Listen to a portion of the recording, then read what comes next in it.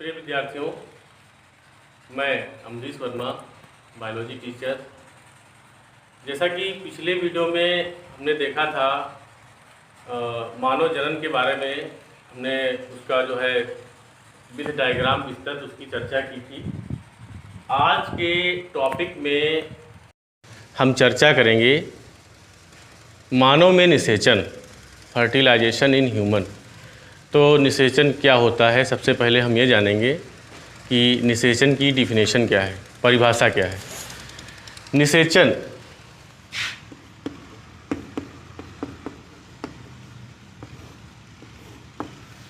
निषेचन को ही हम फर्टिलाइजेशन कहते हैं। वैसे होता क्या है, निषेचन है क्या, ये कोई बहुत बड़ी जो है बहुत ही लंबी प्रक्रिया नहीं है। इसमें होता ये है, एक अगुणित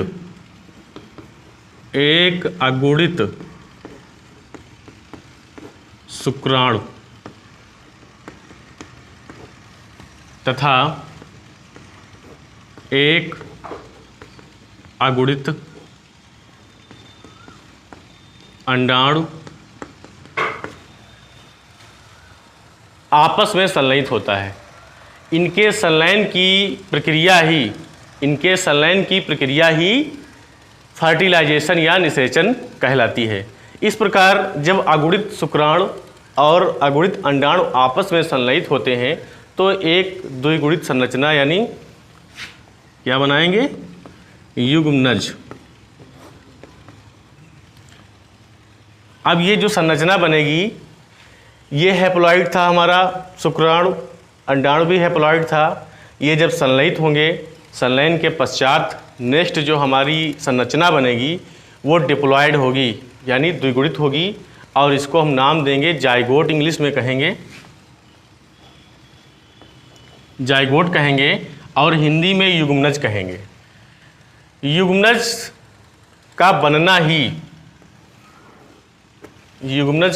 ही जब युग्मनज पूरी तरीके से जो है आगे विदलन की क्रिया होती है, युग्मनज में विदलन के बाद धीरे धीरे जो है अगली जितनी भी फेजेज होती हैं वो एम्ब्रियो के डेवलपमेंट में सहायक होती हैं।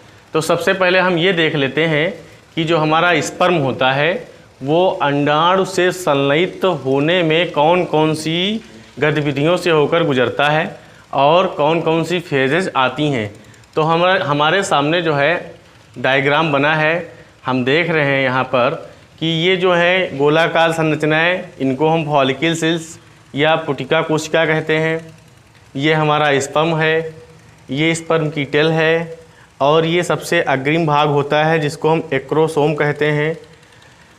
इस एक्रोसोम में कुछ एंजाइम्स होते हैं और इसी एक्रोसोम में ये चूँकि आगे का भाग होता है, इसी में केंद्रक होता है। तो शुक्राणु जो है अंडाणु तक कैसे पहुंचता है ये हमको देखना है। तो इसके लिए जो है स्टेप बाय स्टेप हम देख लेते हैं। तो फर्स्ट जो है हमारा स्टेप है शुक्राणु का अंडाणु की ओर आकर्षण। शुक्राणु का अंडाणु की ओर आकर्षण फर्स्ट है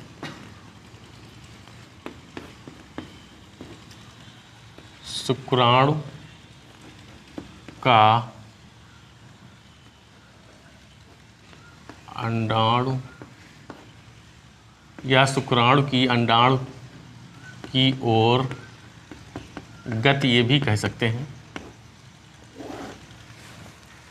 फर्स्ट फेज में हम देखते हैं, तो हम देखते हैं कि जो हमारा शुक्राणु होता है वो अंडाणु से कैसे संलयित होता है, इसके लिए कौन कौन सी फेजेस से होकर के गुजरता है। तो फर्स्ट फेज है या पहली जो है हमारी पहली फेज है शुक्राणु की अंडाणु की ओर गति। तो सबसे पहले जो शुक्राणु होता है वो अंडाणु की ओर ही गति करता है इस फेज में। और अंडाणु की गति में जब शुक्राणु की गति अंडाणु की ओर होती है तो इसके लिए भी कुछ कारक इसमें जो है सहायक होते हैं। वो कौन कौन से कारक हैं? फर्स्ट कारक है इसमें, एक है फर्टिलाइजिंग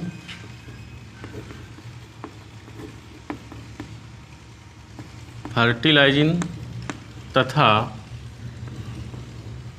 एंटी फर्टिलाइजिंग। ये दो प्रोटीन्स होती हैं, फर्टिलाइजिंग तथा एंटी फर्टिलाइजिंग प्रोटीन्स होती हैं। होता क्या है इसमें, जो ये फर्टिलाइजिंग प्रोटीन्स होती है ये अंडाणु की सतह पर पाई जाती है, और ये जो एंटी फर्टिलाइजिंग प्रोटीन्स होती है ये शुक्राणु के एक्रोसोम वाले भाग पर पाई जाती है।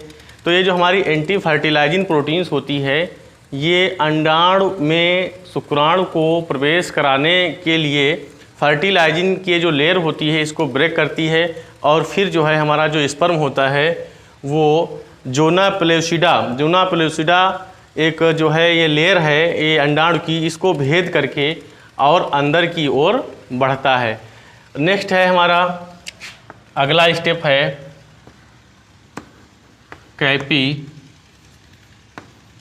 कैपेसिटेशन या अनावरण भी कह सकते हैं इसको हम। तो इस स्टेप में क्या होता है, जो हमारा स्पर्म होता है कैपेसिटेशन में, स्पर्म का जो सबसे ऊपरी छोर होता है, ये ऊपर का छोर जो होता है यहाँ पर एक्रोसोम भाग का ये जो छोर है इसको एक्रोसोम बोलते हैं। कैपेसिटेशन में ये जो इसका अनावरणीकरण होता है ये ऊपर का भाग थोड़ा सा हट जाता है। इस प्रकार जो है शुक्राणु अंडाणु की ओर आगे की ओर बढ़ता है, और शुक्राणु जो है हमारा स्पर्म जोना पेलुसिडा को भेद कर एक न्यूक्लियस यानी जो हमारा अंडाणु है अंडाणु के केंद्रक की ओर बढ़ता है। तो इस प्रकार शुक्राणु जो होता है अंडाणु से संलयित होता है, और जब संलयित होता है शुक्राणु तो इसका न्यूक्लियस, अंडाणु का न्यूक्लियस और स्पर्म न्यूक्लियस, दोनों के न्यूक्लियस ही आपस में संलयित होते हैं, चूँकि दोनों हैप्लॉइड अवस्था में होते हैं, और जब दोनों के न्यूक्लियस संलयित हो जाते हैं तो जो नई संरचना बनती है उसको हम जाइगोट बोलते हैं। एक चीज़ और, यहाँ पर जो हमारा स्पर्म होता है, स्पर्म का जो एक्रोसोमल भाग होता है इस भाग में ही जो है एक एंजाइम होता है जिसे हम पिछली भी वीडियो में हमने चर्चा की थी। इस एंजाइम को हाइड्रोलुडिनेज एंजाइम कहते हैं। यह एंजाइम भी जो है अंडाणु से स्पर्म के संलयन होने में सहायक होता है। इसके बाद जब ये संलयित हो जाता है तो जो हमारी नेक्स्ट संरचना बनती है ये युग्मनज बन जाती है, और युग्मनज में फिर फर्दर विदलन की क्रिया आरंभ होती है, और विदलन की क्रिया जब आरंभ होती है तो उसको इंग्लिश में हम क्लीवेज भी कहते हैं। इस प्रकार मानव में निषेचन की क्रिया संपन्न होती है। तो स्टूडेंट्स हमने देखा कि जो अंडाणु होता है ये शुक्राणु से कैसे संलयित होता है, जो शुक्राणु होते हैं हमारे ये अंडाणु से कैसे संलयित होते हैं। क्योंकि अगर हम देखें संलयन की जो प्रक्रिया होती है तो जो एक शुक्राणु होता है, एक शुक्राणु केवल एक ही अंडाणु के साथ ही संलयित होता है। मतलब ये नहीं कि बहुत से शुक्राणु एक अंडाणु को फर्टिलाइज करें, एक अंडाणु के साथ बहुत से शुक्राणु जो है संलयित हो जाएं, ऐसा नहीं होता है। एक शुक्राणु जो होता है एक अंडाणु से संलयित होता है। इस प्रकार जो है निषेचन की क्रिया समाप्त होती है, और निषेचन के बाद जो हमारा युग्मनज बनता है इसमें फर्दर विभाजन होता है और भ्रूणीय प्रावस्थाएं आरंभ होती हैं। भ्रूणीय विकास की जो प्रावस्थाएं होती हैं वो कौन कौन सी होती हैं, तो उसके बारे में जो है हम चर्चा कर लेते हैं, देख लेते हैं कि भ्रूणीय विकास की जो प्रावस्थाएं होती हैं वो कौन कौन सी होती हैं। भ्रूणीय विकास की अवस्थाएं कह सकते हैं या भ्रूणीय परिवर्धन की प्रावस्थाएं कह सकते हैं। तो इसके लिए जो है हम शुरुआत से देख लेते हैं कौन कौन सी प्रावस्थाएं होती हैं। सबसे पहले अगर हम देखें कि ये हमारे सामने जो शुक्राणु और अंडाणु लिखे हैं ये कैसे बनते हैं, तो जो सबसे पहला प्रोसेस होता है युग्मक जनन।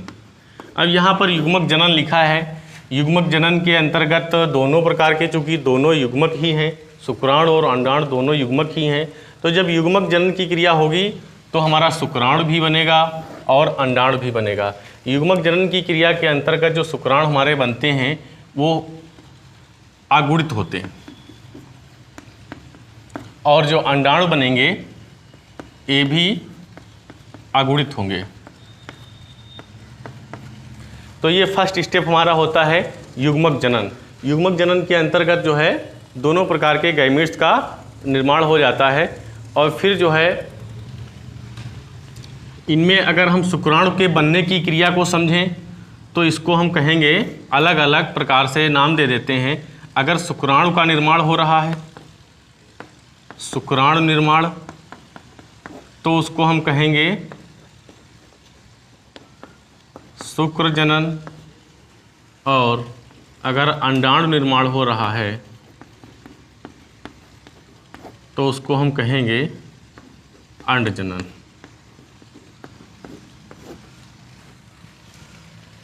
ये तो पहला स्टेप हो गया। दूसरा स्टेप है हमारा, अभी पढ़े हैं बिल्कुल, निषेचन। इसमें अंडाणु और शुक्राणु संलयित होते हैं। थर्ड स्टेप होगा युग्मनज का निर्माण। आफ्टर फर्टिलाइजेशन, निषेचन के बाद जो संरचना बनेगी उसको हम जाइगोट कहेंगे। फिर अगली हमारी जो प्रावस्था है वो होगी युग्मनज में जब विभाजन होगा उसको हम कहेंगे विदलन। विदलन की क्रिया में जो हमारा युग्मनज होता है इसमें फर्दर जो है विभाजन होता है। समसूत्री विभाजन के द्वारा जो हमारा जाइगोट होता है ये 2 से 4, 4 से 8, 8 से 16 कोशिकाओं में विभाजित होता है। विदलन को हम विखंडन भी कह सकते हैं। फिर विदलन के बाद जो अग्रिम हमारी अगला स्टेज है, अगली स्थिति जो होती है इसकी, वो होती है मौरुलावस्था।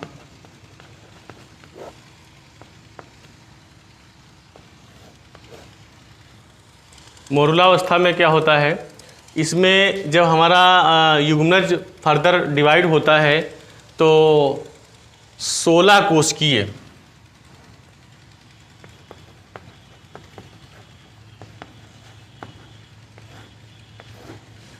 16 कोशिकी जो हमारा जाइगोट होता है, जब जाइगोट में 16 कोशिकाएं होती हैं, 16 कोशिकी जाइगोट ही मौरुला के नाम से जाना जाता है। मौरुला अवस्था में जो हमारा जो सेल्स होती हैं ये 16 होती हैं। फिर फर्दर इसमें जो है आगे मैरुला अवस्था के बाद जो हमारी स्टेज होगी वो होगी ब्लास्टुला अवस्था। मैरुला अवस्था के बाद ब्लास्टुला अवस्था।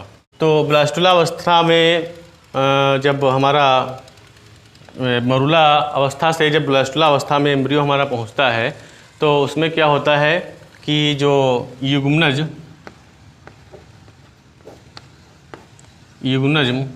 का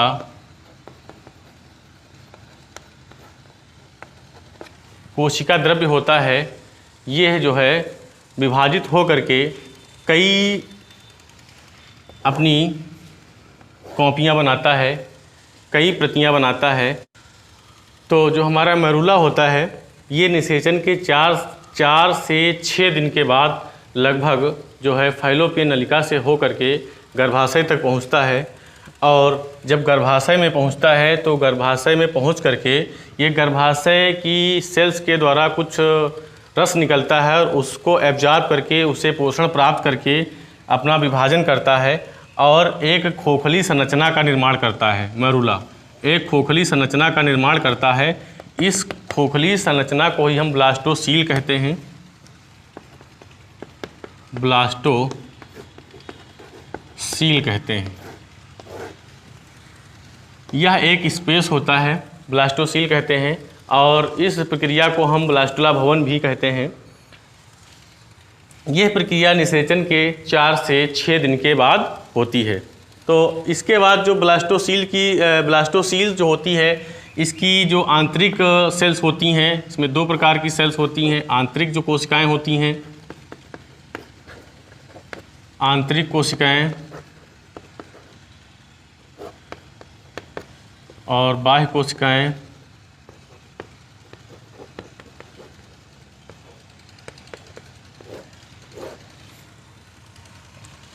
ये भ्रूण को सुरक्षा प्रदान करती हैं, और ये जो आंतरिक कोशिकाएं होती हैं, ये पोषण प्रदान करती हैं, पोषण भी प्रदान करती हैं। तो इस प्रकार से जो है ये ब्लास्टुला वाली स्टेज भी समाप्त होती है। नेक्स्ट जो हमारी स्टेज होती है, जिसको हम रोपण कहते हैं, अगली जो स्टेज है हमारी रोपण।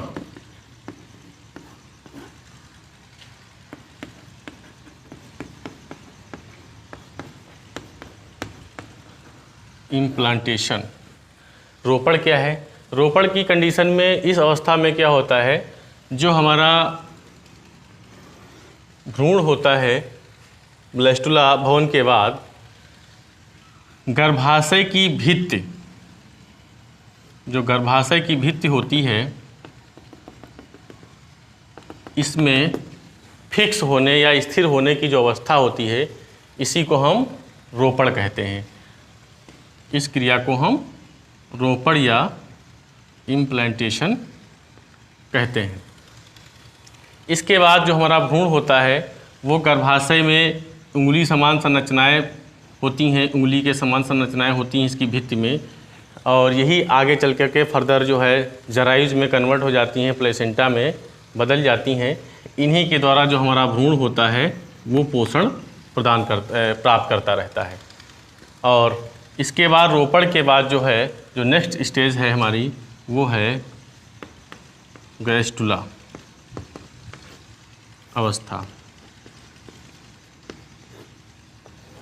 इस अवस्था में जो हमारा एम्ब्रियो होता है, वो इसमें जो भ्रूण होता है वो फर्दर जो है 3 जनन स्तरों में विभक्त हो जाता है।